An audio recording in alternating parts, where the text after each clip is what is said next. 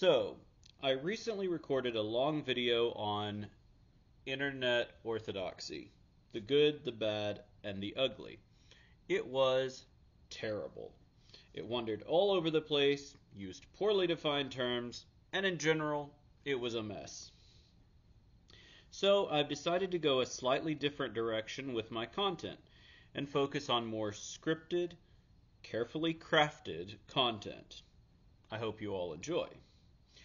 My topic today is a plea from a moderately, and I emphasize the term moderately, well-educated Orthodox convert. We need a new Orthodox Study Bible. Badly. So, first, a little bit of history of the Bible in English for Orthodox Christians. And I am synthesizing from a number of scholarly sources, especially the Bible prefaces themselves of the various versions, and the work of R. Grant Jones. So I'm going to be liberally using his scholarship. I will put a link in the description of this video to his excellent review of the Orthodox Study Bible, and I hope you'll all go and watch that. So the Orthodox for a long time did not have their own English Bible because, well, there weren't that many native Anglophones who were Orthodox. In any case, the most ancient Orthodox church was the Greek one, centered in Constantinople, and they continued to preserve a family of Greek texts often referred to as the Byzantine Texts, or what in later editions came to be known as the Textus Receptus. Anyway, back to my point. The Byzantine text was therefore the most widely available Greek New Testament. For the Old Testament, the Greek Orthodox Church had compiled a number of Greek translations into a single volume, known as the Septuagint, or the Septuaginta. Septuaginta. If any Bible could be called the Orthodox Bible, then it is probably something resembling those two texts. But since Greeks a few hundred years ago, or really even 100 years ago, could with difficulty understand those Greek texts, there was no real rush to put them in modern languages. We find, however, that Orthodox Christians in other languages did find it necessary to make fresh translations, and to do so with reference to not only the Greek, but also other Hebrew sources and ancient translations. I know that many listeners will balk at the idea that Orthodoxy has not always put all its eggs into the Septuagint basket, but that is historically true. If you'll look in the description, you'll see an article backing this up. Certainly, just as an aside, the Russian Synodal translation used the Hebrew primarily. So, even our own traditions around the miraculous source of the Septuagint very clearly only concern part of the text, that is the Torah, or the first 5 books of the Bible, and even then, it is possible that our text represents a recension of those saintly translators' work. I digress. So, in 1611, the Greek texts that were available to the translators of the Authorized Version, or the King James Version, were from the Greek Church, albeit in an edited form. In the Old Testament, the translators generally used a Hebrew text available to them at that time, which was the product of medieval Jewish scholarship, the Masoretic text. In other words, the translators relied on Jewish scholarship for Hebrew texts and Greek Orthodox scholarship for Greek texts, all with some exceptions, particularly an exception for the work of Catholic scholars who translated and published the work of Jerome, the Latin Vulgate, into English. So, and that was the Douay-Rheims Bible. So probably most of you have heard of that. So let's fast forward a bit. By the first half of the 20th century, Eastern Orthodox Christians were beginning to be found in English-speaking lands, while at the same time work was finishing up on a new revision of the Authorized Version, the Revised Standard Version. Now let me pull out a copy of the Revised Standard Version. This is a rather beat-up copy of the Common Bible, which was published around the 1970s. So, despite the fact that there are some objections to the RSV, especially in the book of Isaiah, where it refers to a young woman shall conceive rather than a virgin shall conceive, although I would mention that virgin is in the footnotes. So despite the fact that there were some objections to the RSV, the fact is that Orthodox Christians were largely in support of the Revised Standard Version, to such an extent that its recommendation by the Russian Orthodox Church made soldiers who carried it suspect of Soviet sympathies. So the Orthodox Church generally supported the RSV, and just to sort of give you a proof of that, let's have a look at the preface here. I'm not sure that I can get a really good zoom on it.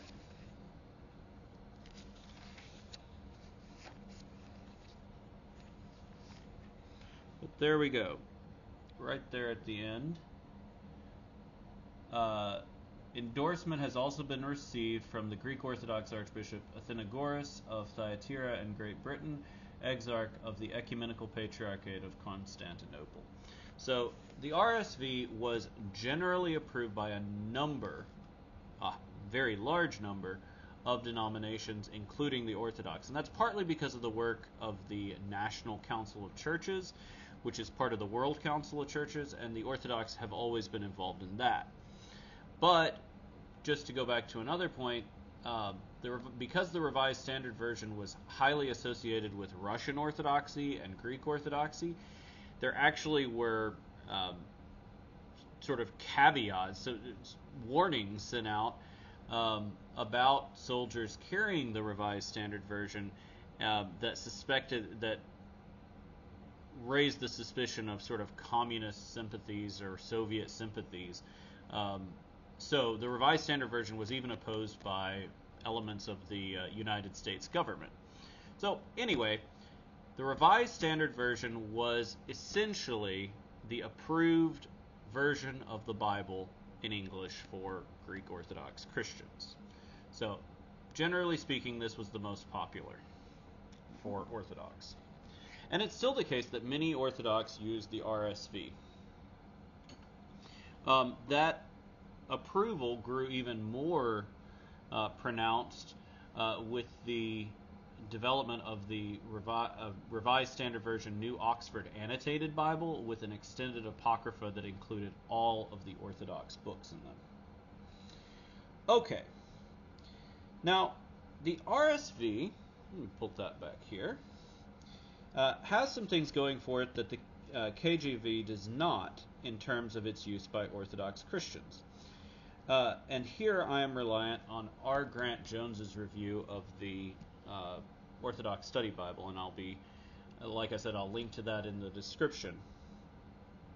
To demonstrate this, I want to take a look at the book of Genesis. I have to set my notes down here. Chapter 4.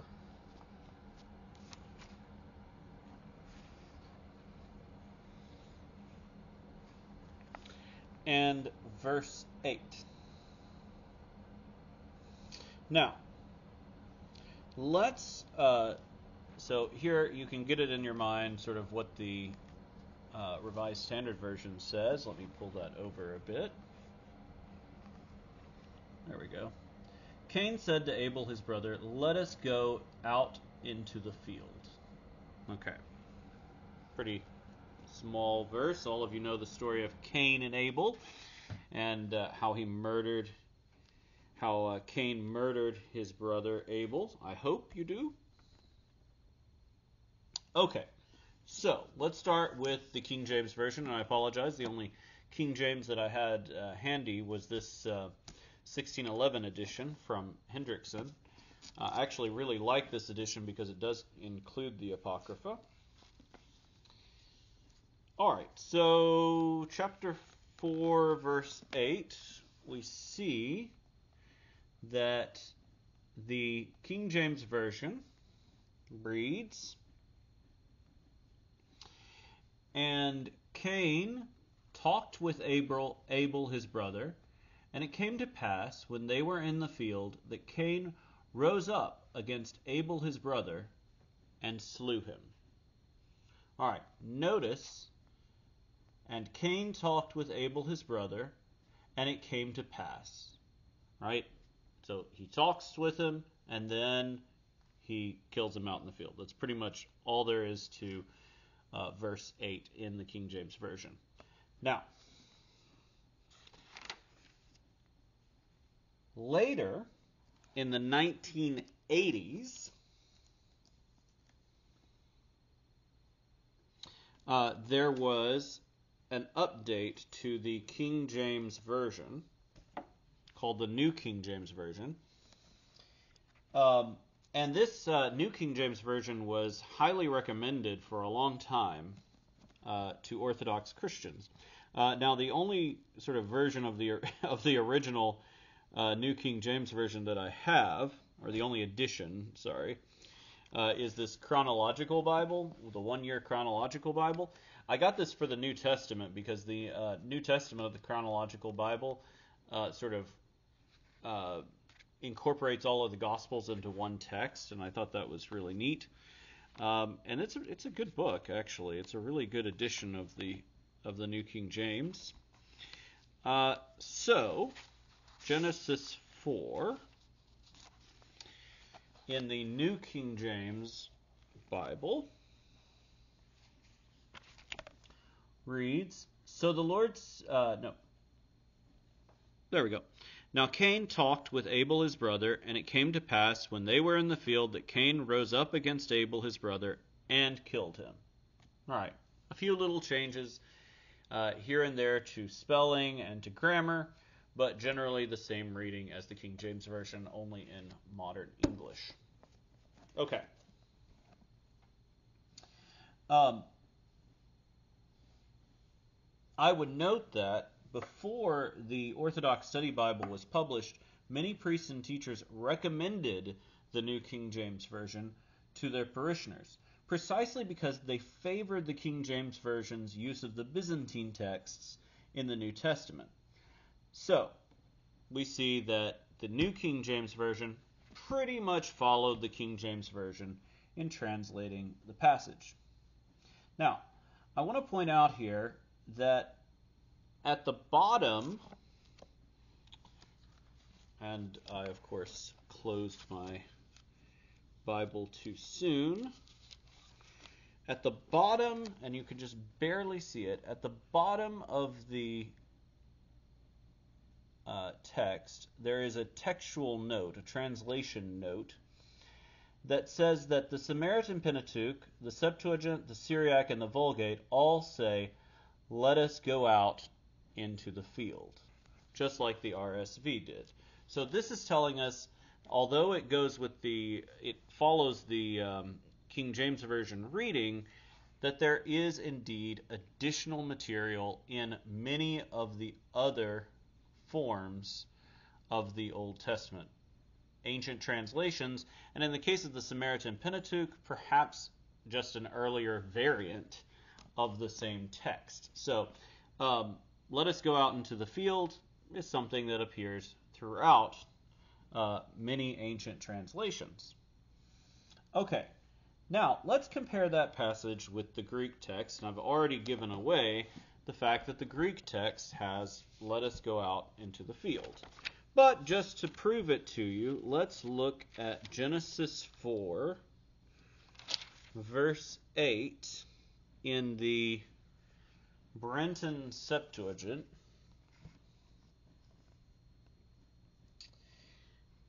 And we have, And Cain said to Abel his brother, "Let us go out into the field." And it came to pass that when they were in the plain, Cain rose up against Abel his brother and slew him.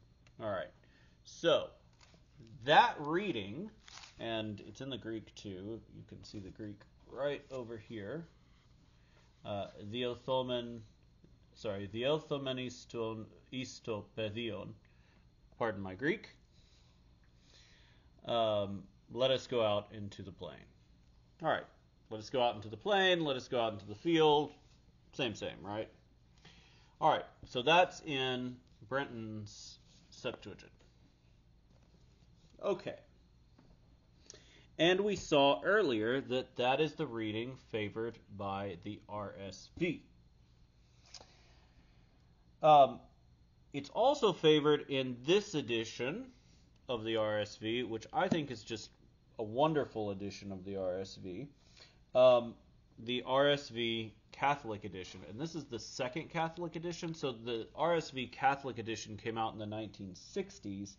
It was updated into modern English in 2006, I believe, by St. Ignatius Press. However, the copyright calls it the Ignatius edition, and the copyright still belongs to the National Council of Churches. So you can see that the RSV Catholic edition, Second Catholic edition, also follows this reading of chapter 4, verse 8. Cain said to his brother Abel, "Let us go out into the field." And when they were in the field, Cain rose up against his brother Abel and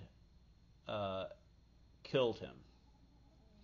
I noticed that it doesn't have, and it came to pass, but in any case, still basically the same reading as in the Septuagint, and also the Vulgate and the Samaritan Pentateuch, etc. This is, by the way, is a beautiful edition of the RSV Catholic edition, and I think it's sort of a very worthy Bible for an Orthodox person to have in their home. The beautiful icons on the front, I think it's just wonderful. Anyway, back to my point. So now we come to the Orthodox Study Bible, the topic of our discussion today. What reading does it follow? Let's open it up to Genesis 4, verse 8.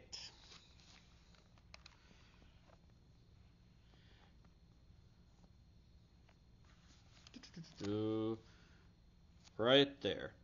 Now Cain talked with his brother Abel, and it came to pass when they were in the field that Cain rose up against Abel his brother and killed him. Exactly like the New King James Version. In other words, against the Septuagint, against the vast majority of the against the RSV variants, not the vast majority, but against the RSV variants of the King James Version tradition, the OSB reverts to the King James Version or New King James Version reading. There are other examples of this, which you can learn about in R. Grant Jones's excellent review and critique. However, I would suggest that the problem came from the choice of the New King James Version itself, rather than the church-approved RSV, or perhaps even the RSV CE. So, even though the RSV CE has never had any Orthodox approval, perhaps this is the base text that we should have used for an Orthodox Study Bible, because it does correct a number of the things in the RSV that we would consider problematic. For example, it takes the term young woman out of the text and puts virgin back in, and then puts young woman in a footnote. This is a very good text for Orthodox to use. It just needs a few extra Bibles. A few extra books of the Bible, not a few extra Bibles. Anyway, the OSB's problems do not end there.